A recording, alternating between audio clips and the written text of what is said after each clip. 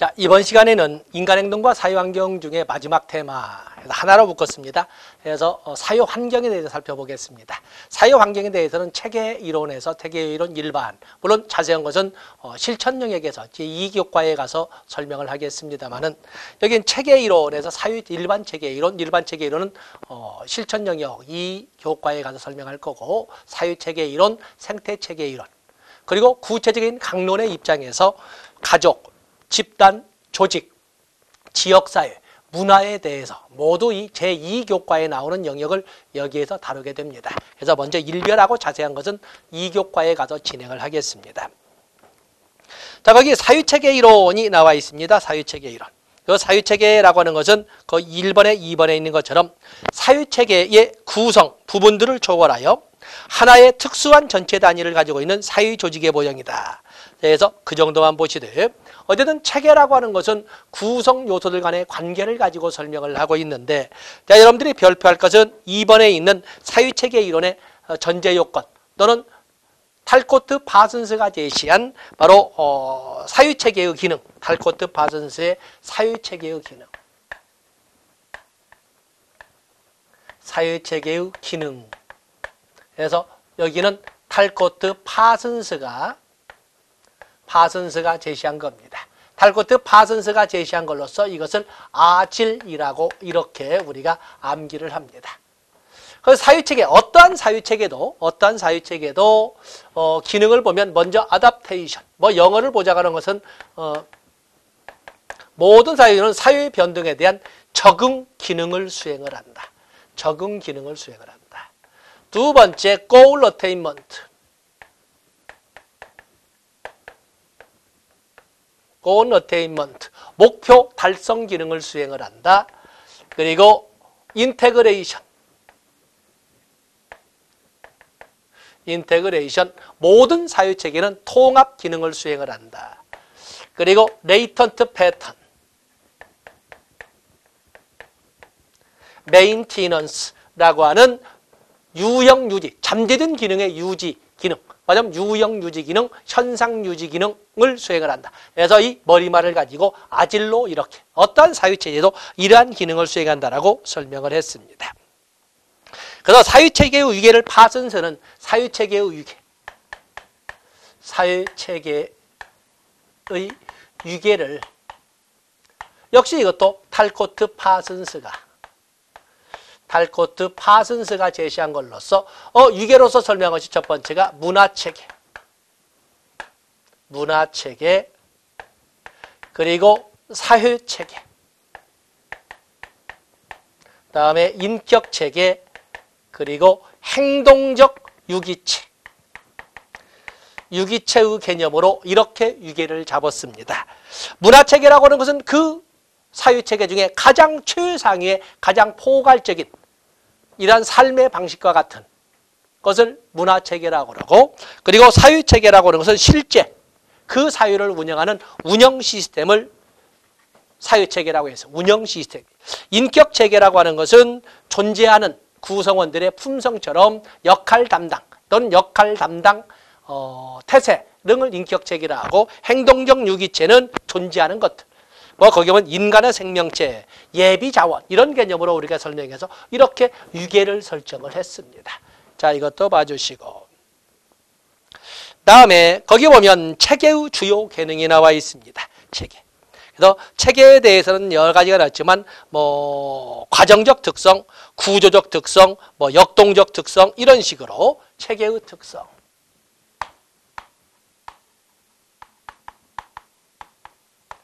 체계의 특성에 대해서는 우리가 체계의 특성으로 설명을 해보면, 과정적 특성으로서는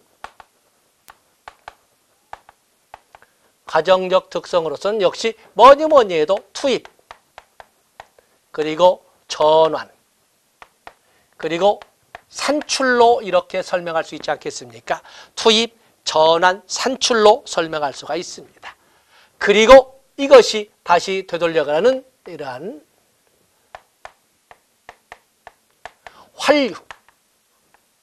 환류를 가지고 이렇게 설명해 볼 수가 있습니다. 그래서 보통 투입이라고 하는 것은 과업, 지약, 또는 과업 중심의 투입도 있고 유지 중심의 투입도 있습니다. 어쨌든 투입이 있습니다. 투입. 그리고 전환은 활동. 우리가 사회복지 실천을 본다면 원조 활동과 같은 것을 전환이라 하고 산출이라고 하는 것은 밖으로 드러나 보이는 클라이언트의 변화를 우리가 산출이라고 합니다. 그로 인해서 나타나는 클라이언트의 내재적 만족도와 같은 보이지 않는 또는 어떠한 그 변화는 보이지 않는 이런 변화는 성과라고 합니다. 그로 인한 파급 효과는 환류. 자, 이렇게 설명한 또 이것을 좀 확대시킨 것은 우리가 로직 모델, 행정론에 배우죠. 논리 모델이라고도 하는 겁니다. 그래서 과정적 특성에는 이렇게 투입, 전환, 산출, 환류를 가지고 설명할 수가 있습니다. 다음에 구조적 특성으로서는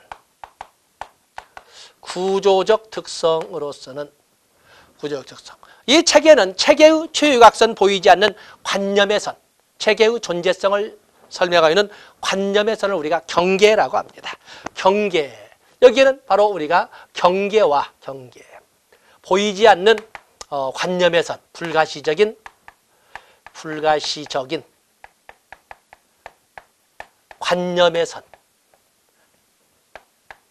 관념의 선을 우리는 경계라고 하는데 경계를 넘어선 그 자체를 경계를 넘어서 존재하는 것들을 우리가 환경이라고 합니다.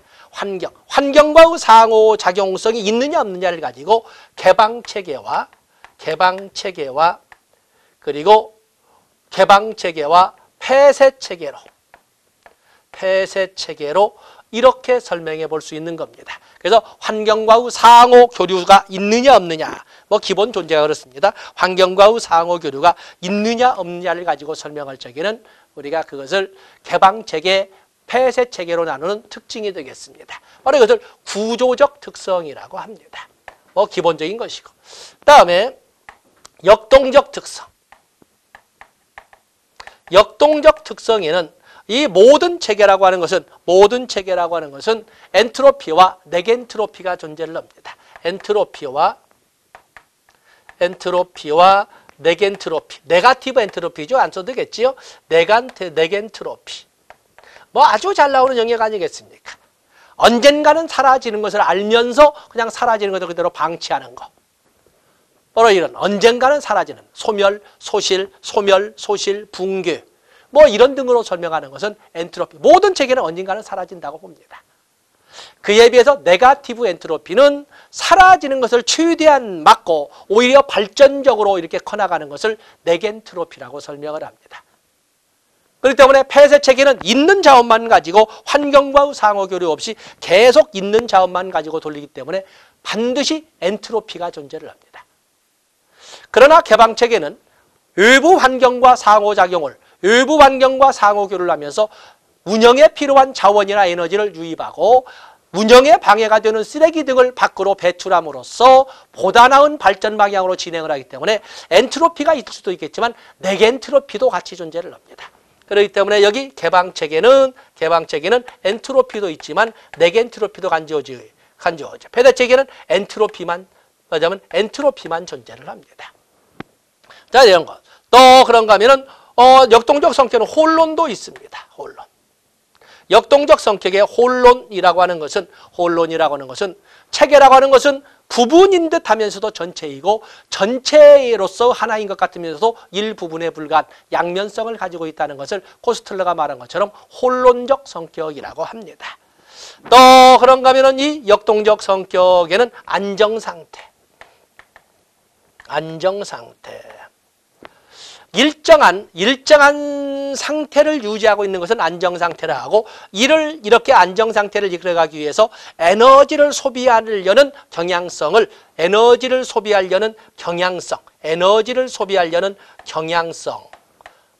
우리는 균형이나 항상성이라고 표현을 합니다. 균형이라고 하는 것은 폐쇄 체계에서 존재하는 균형을 일명 평형이라고 하는데 평형. 일정 상태를 유지하기 위해서 에너지를 소비하는 이런 경향성을 폐쇄 체계에서는 균형이나 평형이라고 설명하고 그에 비해서 개방 체계에서는 항상성이라고 표현하게 되는 겁니다. 바로 이런 특징들을 우리가 역동적 성격이라고 설명을 합니다. 그 외에도 시너지도 있고 오른쪽에 보시면 동등 결과성. 다중 종결성 이런 것들이 있는데 동등 결과성이라는 것은 설사 전혀 다른 투입을 했음에도 불구하고 같은 결과를 야기하는 경우도 있고 동등 결과성이죠. 똑같은 투입을 했는데도 불구하고 전혀 다른 결과를 야기하지 않는다. 다중 종결성이라고 표현합니다. 자, 이러한 시스템에는 이러한 특징들이 있다는 것을 여러분들이 알아주시면 되겠습니다. 다음에 생태학 이론입니다. 우리가 생태학이라고 하는 것은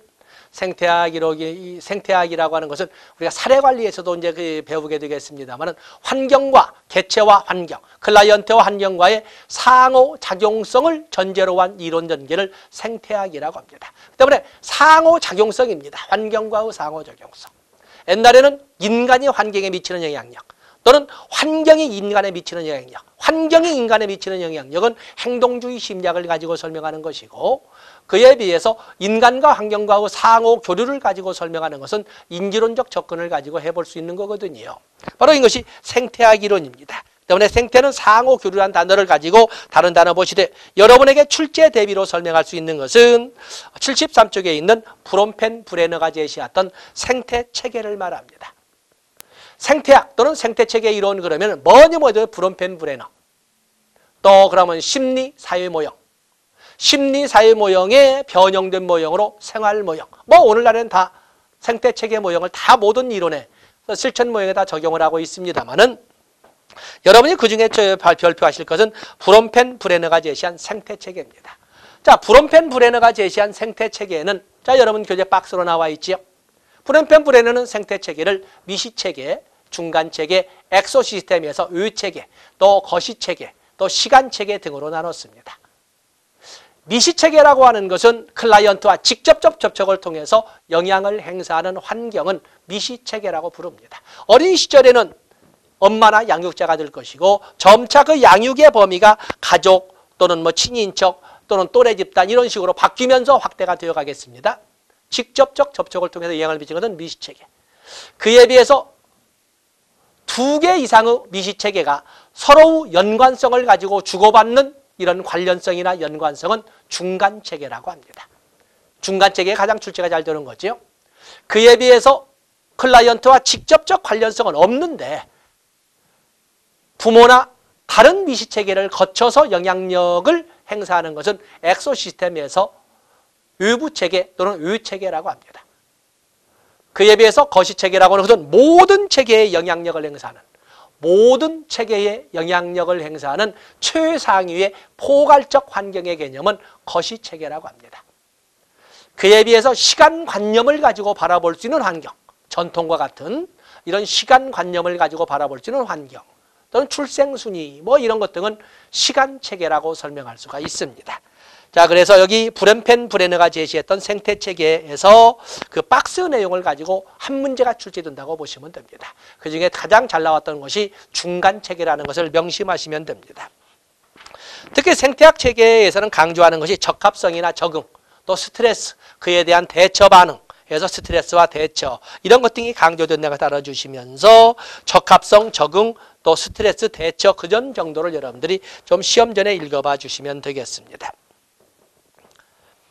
다음에 여러분들이 7장으로 가족, 집단, 조직을 이렇게 목차를 잡았습니다.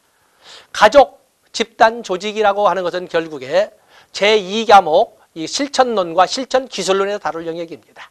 먼저 우리가 가족이라고 할 때 강론에 가족, 또 그러면 가족의 구조, 가족의 기능, 가족의 치료 이런 등등이 나오지 않습니까? 또 집단 사회사업 등이 등장을 하고 또 조직 그러면 사회복지 행정론까지 여파를 미쳐서 사회복지 행정론에서 조직의 유형이 출제되고 있지 않습니까?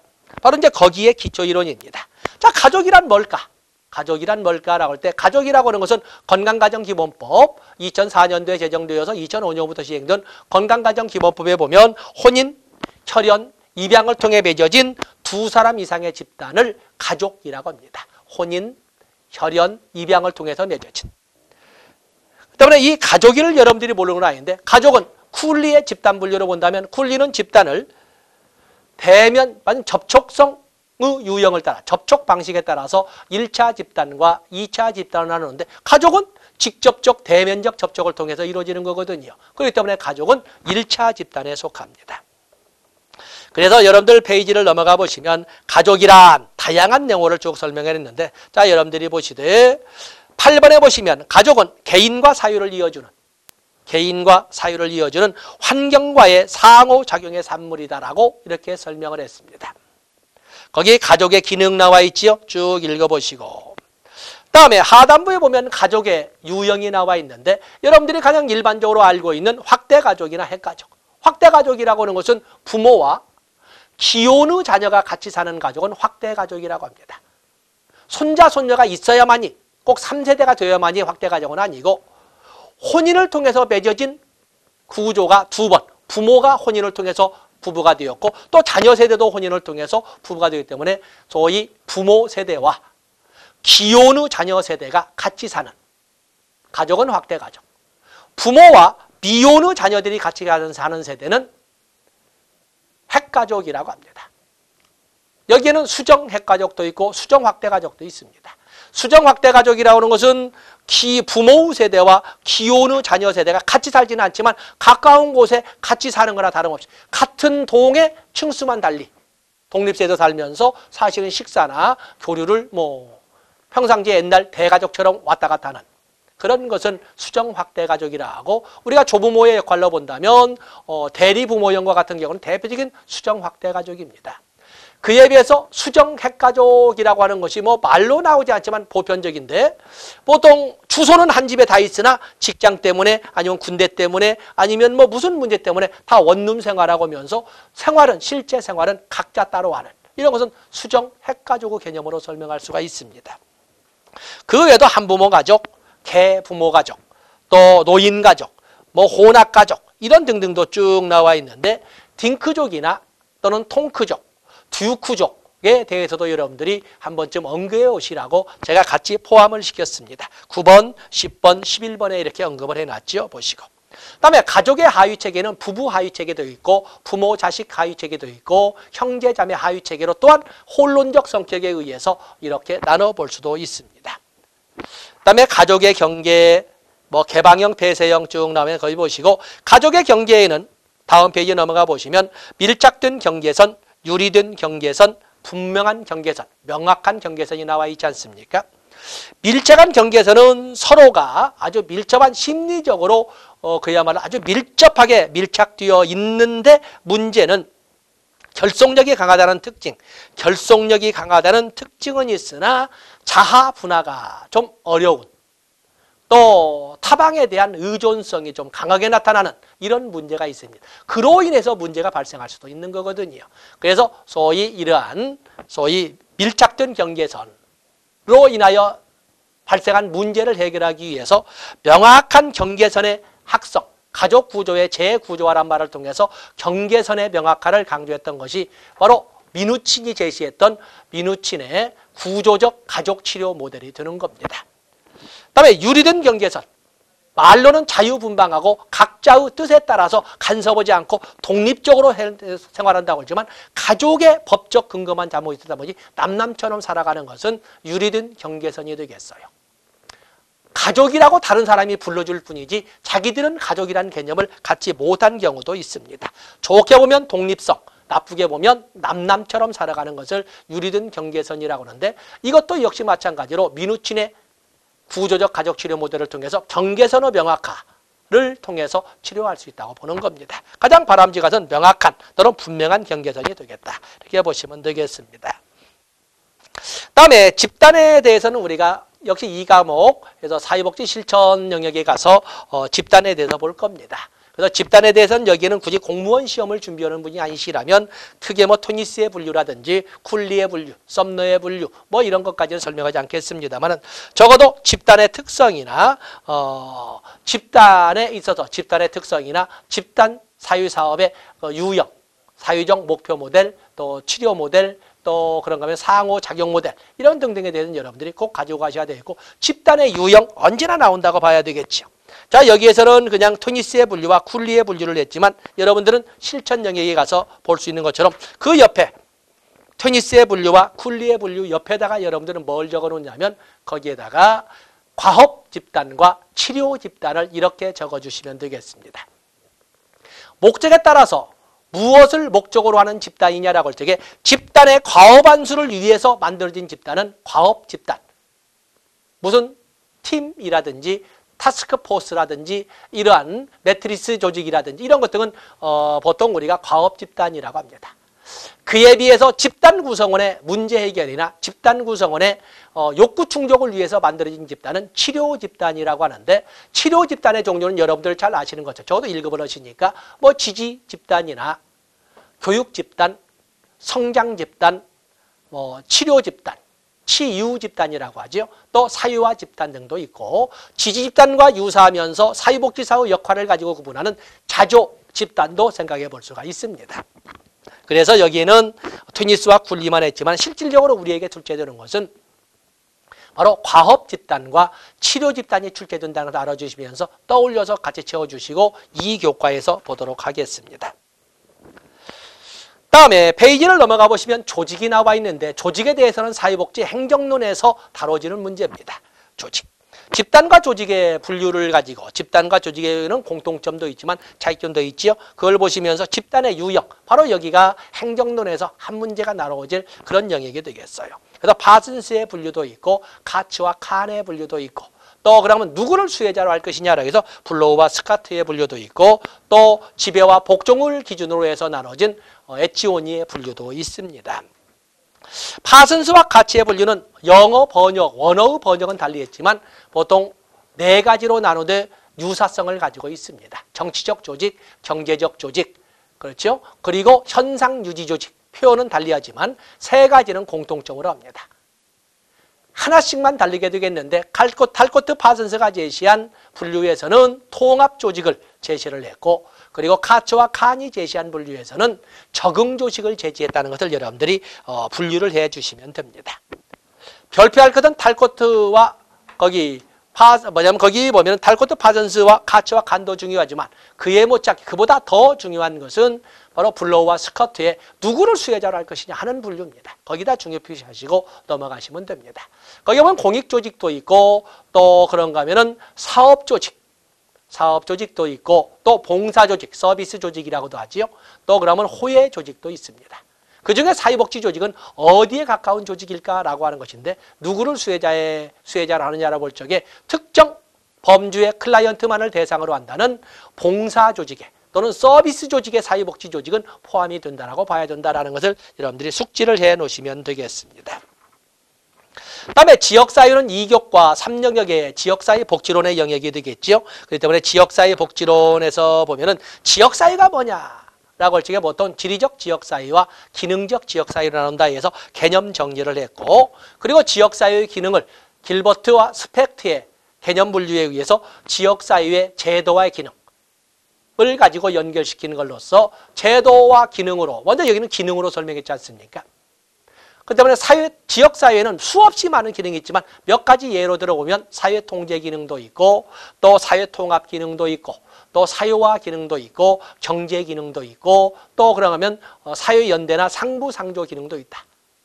어떤 제도가 그런 기능을 주로 수행할까? 사회통제 기능은 정치제도가, 사회통합 기능은 종교제도가, 사회화 기능은 가족제도가, 그리고 경제 기능은 당연히 경제제도가, 그에 비해서 상부상조나 사회연대 기능은 사회복지 제도가 주로 그 역할을, 그 기능을 수행한다라고 길버트와 스펙트가 제시한 내용을 같이 여기다 노트, 교재로 편제를 했습니다. 나중에 2교과 3과목에 가서 또다시 배우게 될 겁니다.